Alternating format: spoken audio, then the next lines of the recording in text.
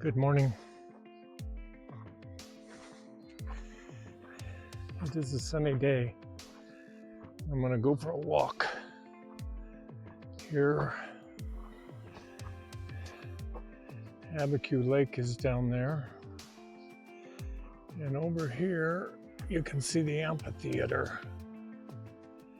Take a walk up there and see what's going on. I'm just walking up into the amphitheater here.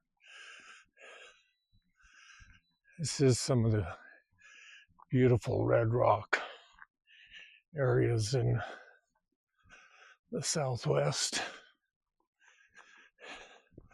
Unfortunately, they don't take care of this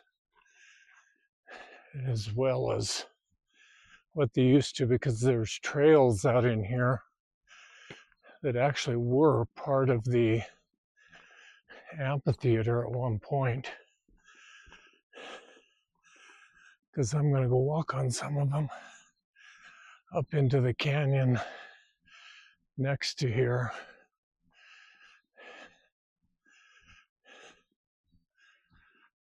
It is a beautiful morning.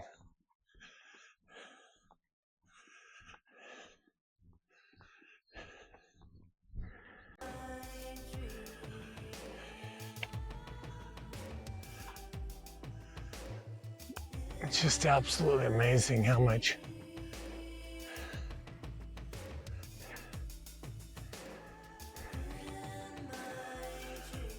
it's amazing to think all of these are nothing but sandstone, sand compressed into rock. You ever wonder what these hills are made out of? All you gotta do is look down here and draw out the sand.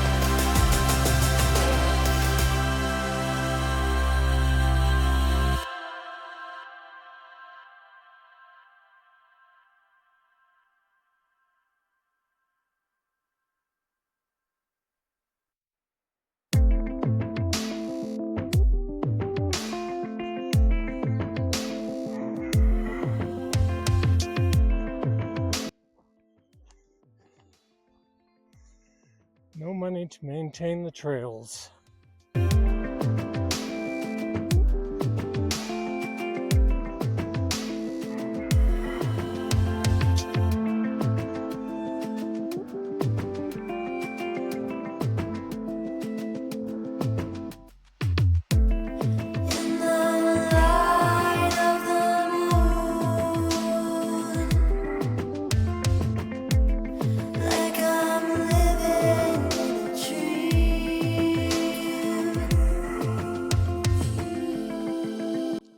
Makes you wonder what we spend all of our money on.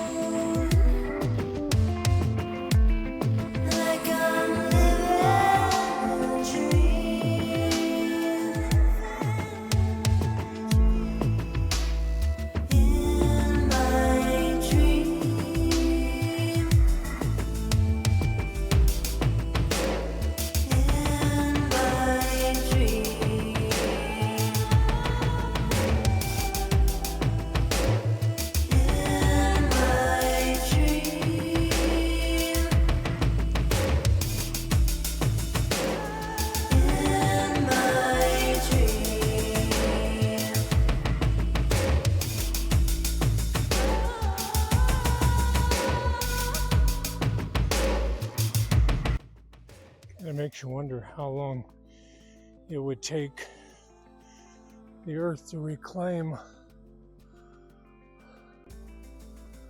a lot of this stuff, and I don't think it'd take very long.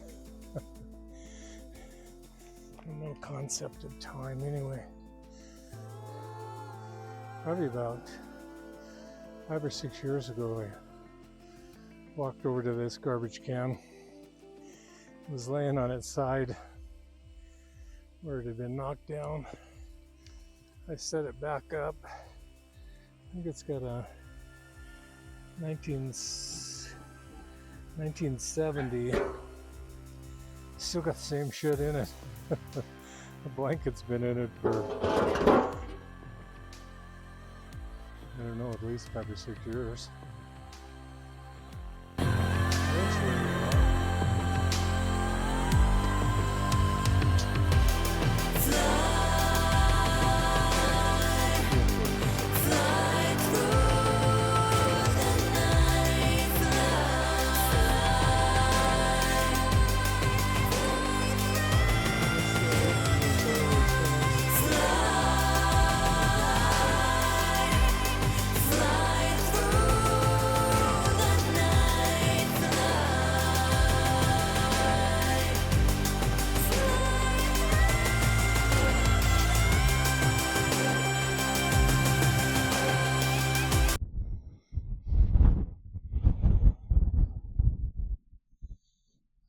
Not loving that wind picking up.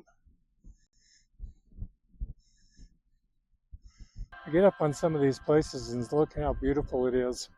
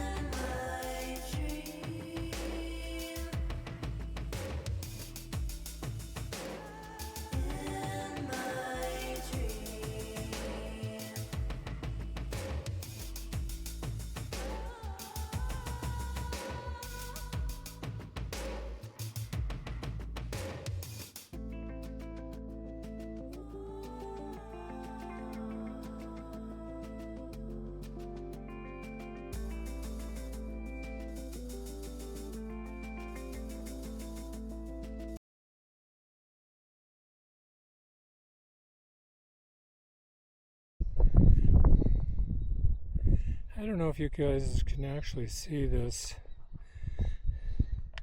This is a, you can see where it's been chipped. I'm not saying it is, but when I'm walking around, I'm always looking at this stuff. Now I understand that some of those look more like impacts where this particular type of rock would have been what they used to make arrowheads and stuff out of in this area. You can see where the kind of the chip, the impacts from what would have been a chip. look at this stuff. This is not, I don't see any place else here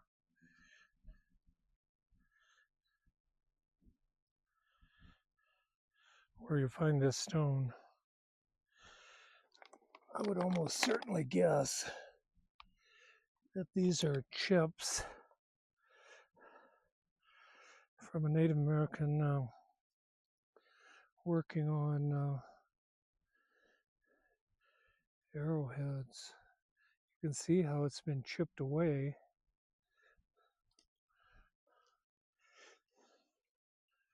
There was another piece of that hummingbird is back here again. When I went to turn on the camera, the hummingbird was about 3 inches off my chest. I just saw it fly around behind me. Anyway, I would almost certainly guess that this is flakes from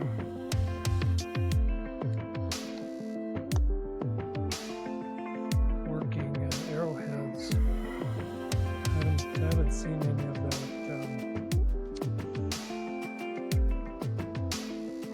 Almost like it. Who knows what the name of it is?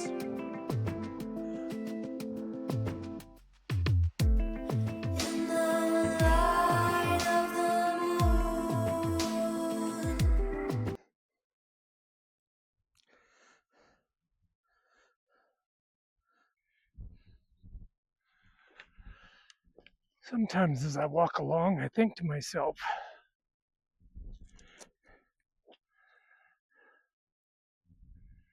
I think that I look up into the blue sky and see the clouds and how beautiful and how deep blue it is. Then I think to myself, there's only about 3 miles of atmosphere that I can exist in. Only 15,000 feet, maybe 3 miles. It's got enough oxygen in it for me to live. I think that at one time they believed that Mars had an atmosphere. It's got water on the poles. What does it take to destroy your own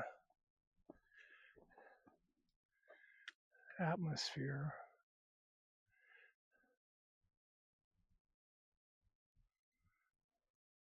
I wonder.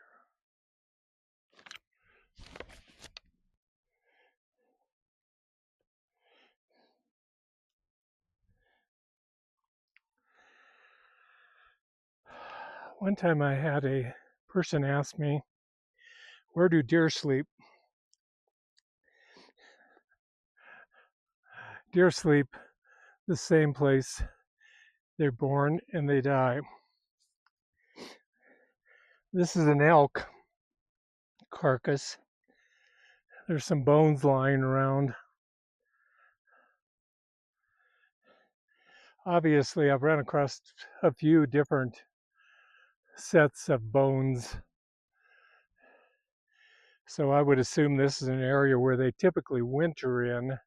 And if they winter in an area, that's typically a time of year when they have a lot of stress. So the older animals, often there's quite a few predators around. One of the things that I think might indicate that this was just something that died, could be totally wrong, is that the ribs aren't eaten. On some of the carcasses where predators are at, they'll break the ribs off while they're eating the animal that they've taken down or harvested.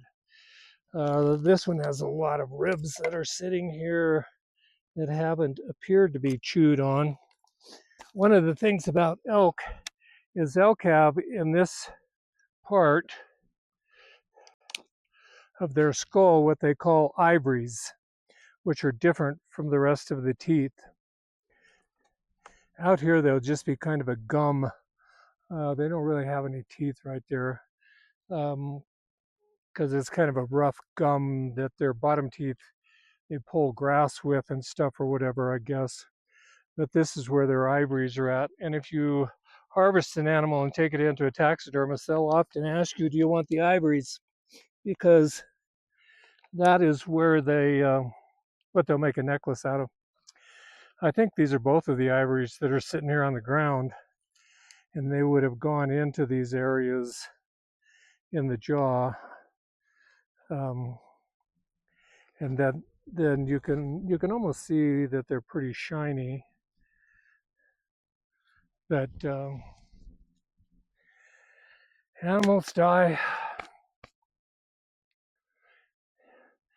the same place they're born, unless they're removed from there.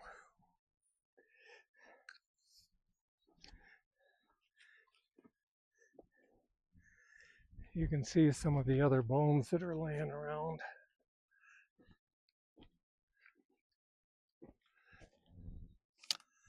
Kind of interesting.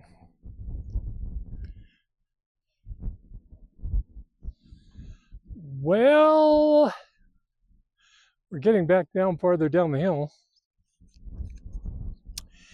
As in, I usually have got something to say, but anyway. Most of the time when I'm coming down through an area like this, because I've circled clear around, up around these hills and back down this side, I know that there are cliffs that ring this area. So I don't like walking down draws or washes because I know that those are going to could potentially end at the edge of a cliff. So I like to find game trails that are breaking down towards the river, because that area that is green down there that runs down into the river, you can see a dust devil out there, you probably count, but I know that they'll run the ridges and then down into that area where the river's at. I wouldn't be the least bit surprised that there are elk right now down in that river. I can find some elk sign that has not been rained on. There's tracks that have obviously been made in the last couple of months at least, because they still look dusty, so they haven't been rained on. There's tracks that go through mud and stuff. I don't know when it rained last, but anyway, it's always a good idea to watch the game trails. A elk or a deer or whatever is not going to run down a draw that ends where a cliff is at, because over time they've established game trails. I'm not going to say that you don't need to keep your head on a swivel and watch what's going on, because you do. But that's just one thing that you should be aware of and watch for when you're out hiking in areas that are not improved trails and stuff or whatever. You also want to take reference points a long ways away. I can see that flat top mountain. That flat top mountain is infamous or famous for abiquiu. But I also know, in relationship to that peak where I'm at, I also know that the sun is to the south of me. I know that now it's getting over towards the behind me, so I know that it's not late afternoon, but I know that it's getting into the afternoon, so I can keep track of those things. I always tell kids in hunter safety courses, don't get so dependent on your GPS on your phone, on some of those things, that you don't kind of acclimate yourself to your environment and know where you're at in case those things fail. Then you've always got a backup, and you're not just out in no man's land. I don't know how those guys down in Florida and Georgia and down in there where it's just absolutely flat country. I don't know how you could walk out there 9 or 10 miles and not get lost every time you go out there. There isn't any doubt that I wouldn't wouldn't venture out with at least a couple of electronic devices in case one failed. One could be backup. But I've always hiked in Colorado and all over in the Rockies and stuff or whatever. So I can use whatever I want as a reference point, whether it's that slide over there, those cliffs. I look back the other way so I can triangulate myself to where I know that off of that draw over there, down in there, I know that that's where the campground is at. I know where the lake is at. I know where the campground is at. I know where Georgia O'Keeffe's house is at.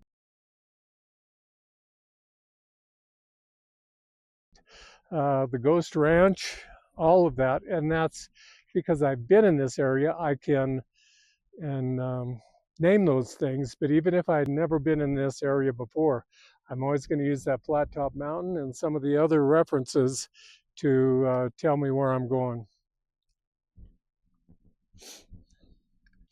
I actually was walking up above this cliff, actually. I didn't actually walk over to it because I didn't like the look of the side of the hill, so I just went back up till I hit a ridge, and you can see this ridge goes right down to the highway. But what I found odd is, you probably can't see it, and I'll probably take a picture of it with is that there is an animal that has fallen or has died.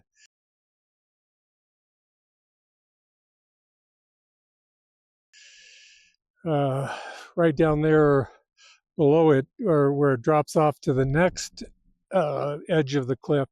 It didn't drop off for whatever reason. It got down in there. I don't know if it fell off from above or just walked down in there and couldn't get out or died or whatever. I don't know. But anyway, we're getting close. Over there, you can see the campground. Somebody's pulling in. You can actually see the side of my mobile home RV. Well, I'll try to take a picture and keep going.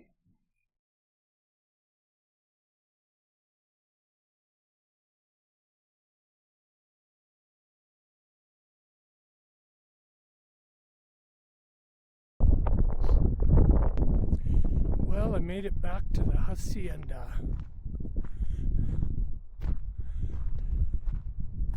It's about 3 o'clock. I don't know, it's 8 or 8:30 or whatever when I left, so I probably got 6.5, 7 hours of walking up in the mountains. Shit's gonna happen. It's gonna happen out there.